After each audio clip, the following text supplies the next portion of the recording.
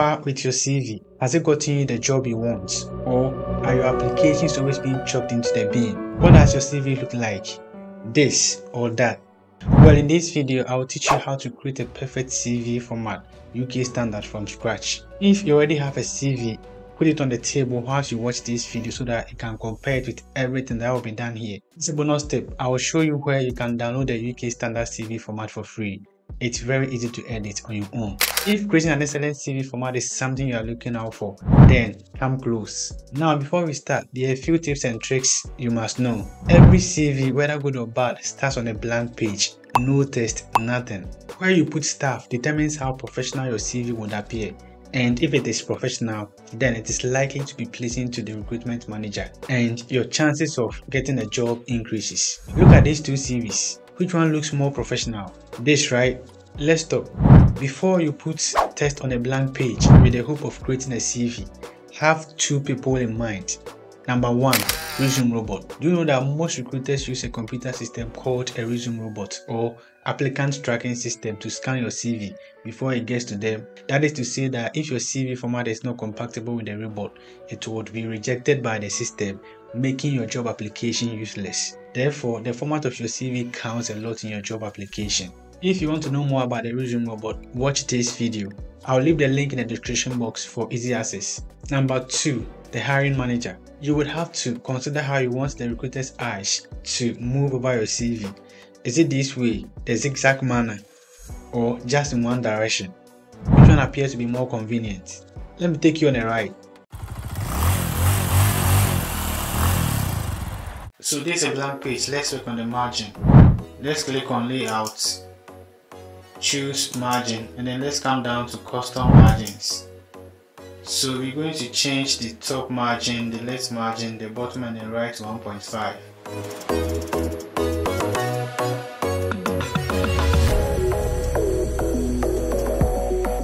And let's click OK. The reason why I had to narrow the margin is to make a bigger space for our CV. Now the next thing we're going to do is that we're going to create a ruler for the page so that it's easier for us to align stars, okay? So let's do that. Let's click on view and then check the ruler option here. Now the ruler is showing, we are happy with that. The next thing we're going to do is that I'm going to show you the format we're going to follow. I've got a special UK standard CV format and it starts with the personal information. So what I'm going to do is that, first of all, let me say that I prepared this format based on calculated research. So this is what we're going to follow for this video. So now the next thing we're going to do on the blank page is to input our personal information. So let's do that as quickly as possible. There are like 10 fonts you can use when it comes to preparing a CV, but the most common ones you normally know are Times New Roman, Arial, Helvetica, Verdana, Tahoma, and a whole lot of that. You can choose whichever one you want and you use it. But just make sure that whatever font you choose is consistent throughout your CV. Don't use different versions of fonts for your CV. It doesn't make it professional. So in this video, we're going to use Arial. I believe you're happy with that. Yeah, let's see.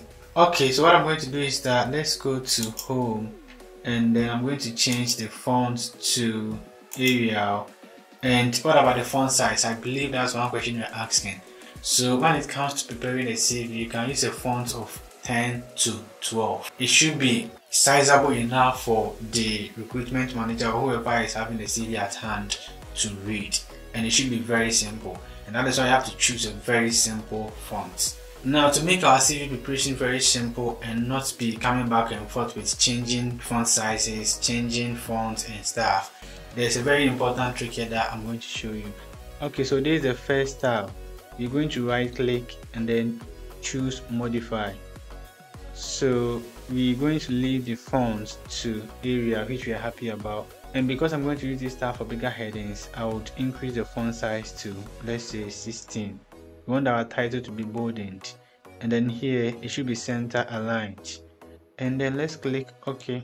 Let's go and set the second style. So we go through the same format. You right click, you choose modify. So here, we're going to leave the font to Arial, because we want our CV to look professional. We don't want to be changing font and stuff. And the font size, I'll leave it to 11 because we'll be using that for the test. I would also left align just as you are seeing on here, and I'll leave the spacing to 1.15. I can tweak it as and when I want. And I'll click OK. I'm happy with that as well. And then you're going to do one more style, which is just for the different sections on the CV, which includes your educational history, your employment history, your skills and interests. It's just for that. So let's work on that as quickly as possible. So you go through the same trend, you right click, you choose modify, and then here we're going to choose Arial, and you increase the font to, let's say, 12, and then we can change the size to black. And what more needs to be done? So you are going to left align and you click OK. So you can track it that and when the whole style goes on. So basically we are ready to type our personal information and then zoom into the other sessions. So let's do that as quickly as possible. So to do that, I'm going to choose the first style here, which I designated for writing the name, because I want the name to be bigger than all the text on the CV. So now we can start typing. Excellent. So I've got the first personal information, which is my name. What needs to be added to the personal information? You're going to look at our emails, telephone number, and then perhaps your home address. And then sometimes you've got a social media profile that actually talks about something in relation to the job you're applying for, you can add that. So maybe you talk about stars on LinkedIn that is in relation to maybe the nursing job you're applying for, you can add your profile, your social media profile, which is quite okay. But if your social media platform is not in relation to the job, then there's no need adding it. Okay, so the next thing you're going to do is that we're going to add our email and stuff. Let's do that as quickly as possible. But here, remember, we are going to change the style. We're going for the second one. So we're going to type our home address.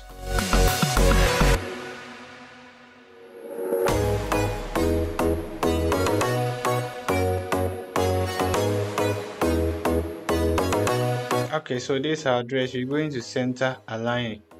But I still think they have to increase this font size so that my name is much more bigger than any other thing on there. So the next personal information we're going to add is our telephone number. So let's make sure that you choose the correct style, which is being done on here. And then let's begin to type our telephone number.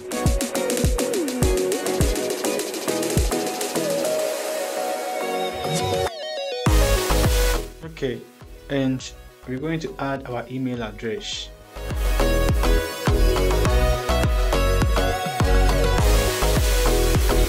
So we are done with the personal information, as you can see. Now at this point we're going to create a table.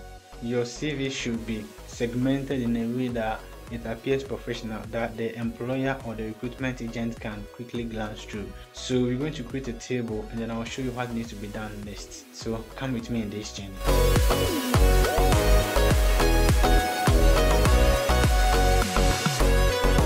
Okay, so at this point we've got our 2 columns and then 2 rows table here. The next thing you're going to do is that make sure that the table is selected, come up here to design, and then let's choose that. Okay, so if you see that now we have a different table altogether. What you're going to do is that you're going to start typing the various sections, so at the end of the day we are able to input the necessary information we are looking out for. Now what section comes after your personal information? It's professional summary. Some prefer to call it professional statement, others prefer to call it personal profile, whichever way. But I think the more recognizable heading is professional summary, so that's what you're going to use in this regard. Now to do that, remember we made a style for that, so you're going to select this third style for our subheadings in relation to the sections on our CV. So let's type that as quickly as possible.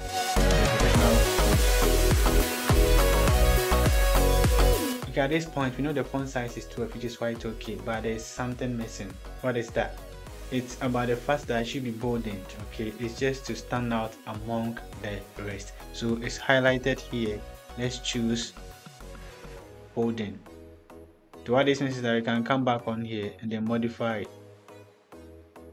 It's boldened.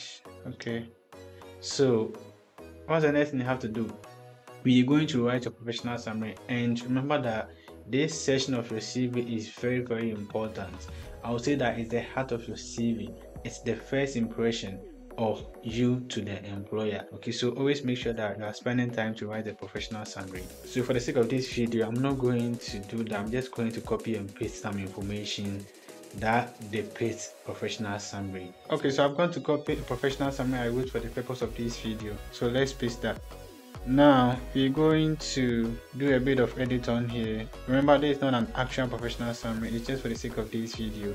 So what I'm going to do is that I don't want this to be bolded. I'll just release that and then I will justify it so that it perfectly aligns with the margin. So the next I'm going to do here, let me just extend that and then let's see how does it look. A bit better. Okay, so let's see. Okay, now this is our professional summary, which looks quite okay and it is well aligned with the margin. We're going to move on to the next section on our CV. So the next thing we're going to look at is the employment or work history. So let's work on that as quickly as possible. So that comes right after your professional summary. We've got a section right in place. The next thing is, how do you write the work history? Now we're going to write all the places you have worked in the reverse chronological order. What this means is that you start from the current one to the very first one you started with. So let's see how to write that. Remember that this video is not much into details about how to write some of these stats, but I just want to show you the format so that you know how to shape your CV to match what a UK employer is looking out for. Here in writing the work history, there are a couple of things you have to look at. You'll be looking at the start date and then the end date, and as to whether you are still doing that work or not. And then you'll also be looking at the location of your workplace. You'll be looking at the key roles and responsibilities you perform. So these are the bits and pieces that come together to form your work history. So let's look at how to write that as quickly as possible. So from the start date, let's say somewhere in December 2022 to present. So we start with the current one first.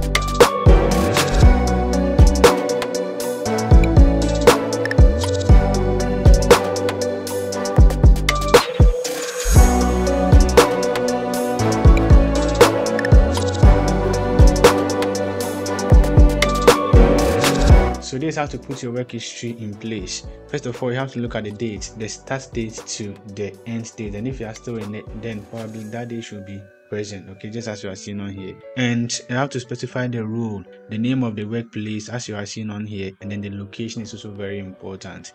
And if possible, the unit you are working. It's not so necessary, but if you are stationed at a specific unit, add that one as well. And then we're also looking at your key duties and responsibilities. So here you should outline at least 7 key roles and responsibilities.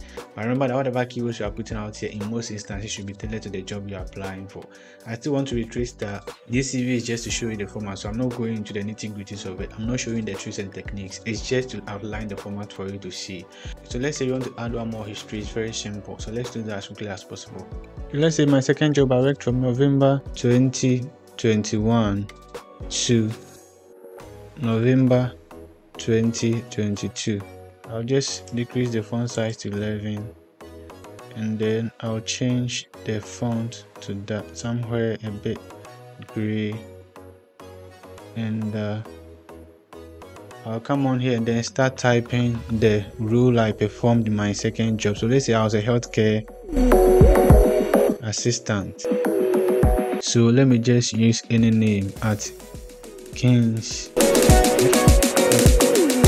And then what unit? Probably there are some of the departments that may not have any units. It's just one at the whole, so you don't have to even worry yourself adding the unit, but if there's one, two. So I'm going to presume that in this healthcare facility I worked, there was no unit, so I'm just going to exempt that. The next thing I'll do is I'm going to add my key duties and responsibilities. Bolding that, and then the name of the facility I worked and the location. So let's say in London. and the key duties and responsibilities. You just make it stand out as well.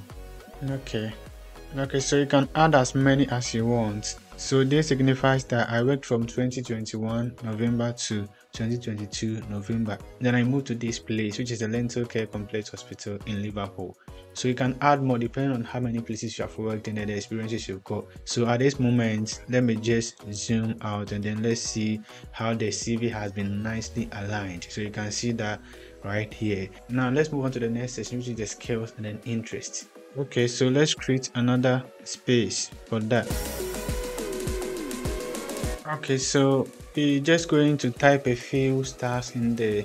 So the skills depend on what you call, what you can offer, the strengths you have, where you share interest in, probably is it patient education, is it continuous learning, is it basic IT skills. So now you call lots of them, you know yourself. And what I usually say is that in writing your skills and interests, make sure that it is tailored towards the job you are applying for.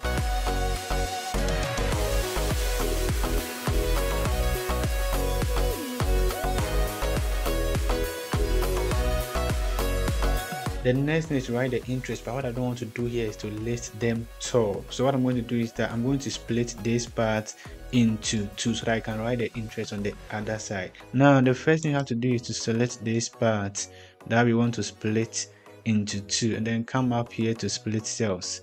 Make sure that the merge cells before split is unchecked, just as I seen on here, then click OK.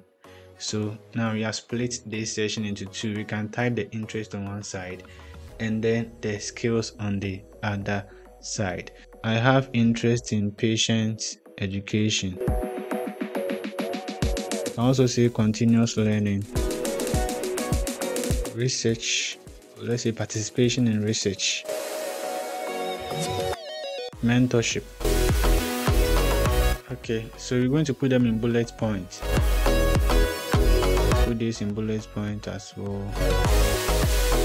The next section on the CV you're going to talk about is the education. So here you are going to state them in the reverse chronological order. What this means is that I start from the current one to the very first one. So you have to create another column and then type education.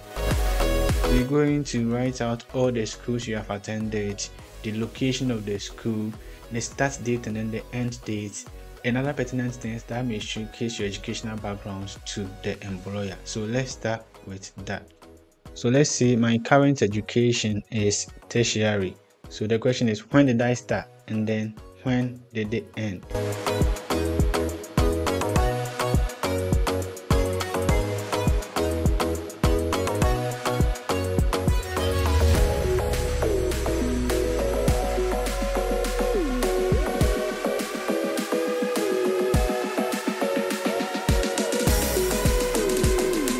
We've got a date, the start date and then the end date, and then we have here the qualification we attained, the name of the university and then the location, and then the date with which the certificate was issued.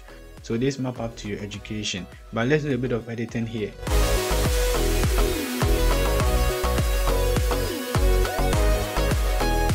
Okay, so happy with that. So let's say I have a diploma qualification in nursing. I'm going to add that as well.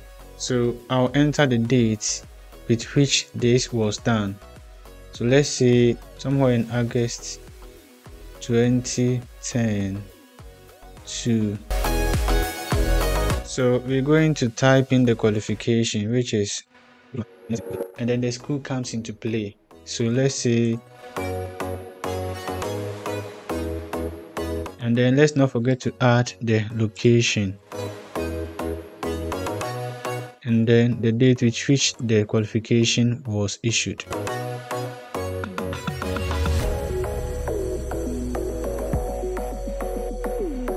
So you're going to do a bit of editing here just to put this in the bold format. You're going to bolden that and then italize as well. It's just, there's nothing much to it, but just to make your CV look a bit more professional. Okay, so we are still on course. Let's add one more, my secondary school education. I'll just put the start date and then the end date. And then I'm going to type in the qualification.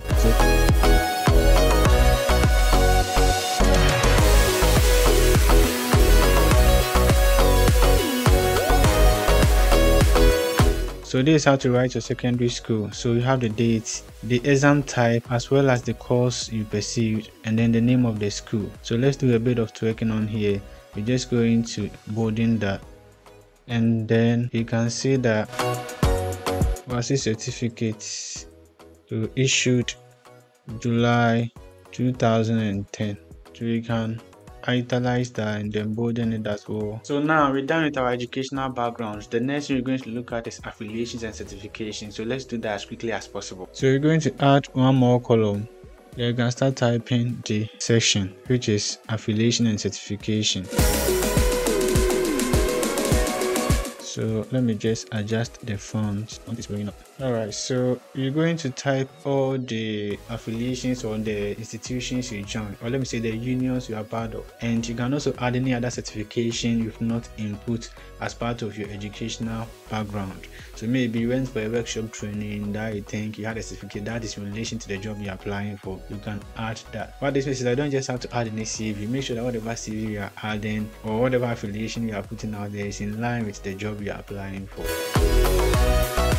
And then we're not going to, let's put that in, and then I'll add a bit of, gray color. And I'm going to type my first union, which is, let's say, Royal College of. So that's my affiliation. I'm starting with the affiliation first, and then the certificate will follow. So you can add, if you've got your membership number, you can add that. I joined another union somewhere back. If I've got a membership number, I can add that. If not, all I have to do is just come on here and then put the date 08 2010 to so 05 2021. You're going to add your NMC registration certificate. All those stars come under this session. So I'll say nursing and midwifery. Then I'll add the certificate I was given, registered nursing certificate. And then you can add the certificate number. So now we're going to add the date with which we acquired this certificate. So let's say it was somewhere in 2009 to 05 2021. So let's say I've got another registration body I'm going to add here. So that is the UK NMC, and then you can add your NMC PIN number. So all this information makes your that's very authentic. Okay, and let's add the dates. With this, if you got a membership number, you can add it. So let's say you've got a membership number. If you've got any further certification, don't hesitate to add it. The last thing you have to put on your CV is called references. The question is, what are references? You see, references are the list of people who can testify your credibility to a potential employer.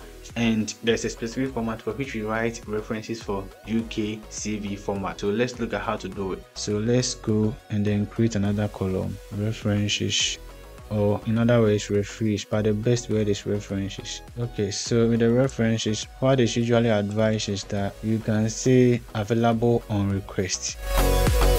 And then one main reason why I may be obliged to put a reference on your CV is based on the fact that the employer has specified in the job overview. If not, then you don't have to list all the referees you've got. And if the employer wants to make inquiries about you from other people, they will ask for it. So this is the standard UK format CV you can stick into. Then you can see that with this type of format, the employer's eyes go straight in one direction. So this is how far you have come. If this video has been very helpful to you, I believe that will help others as well. It's been long a journey, but at least I'm happy that I've been able to take you through the formats for a UK CV. Don't forget to share, don't forget to like, and then don't forget to subscribe. Hope to see you in my next video. Bye.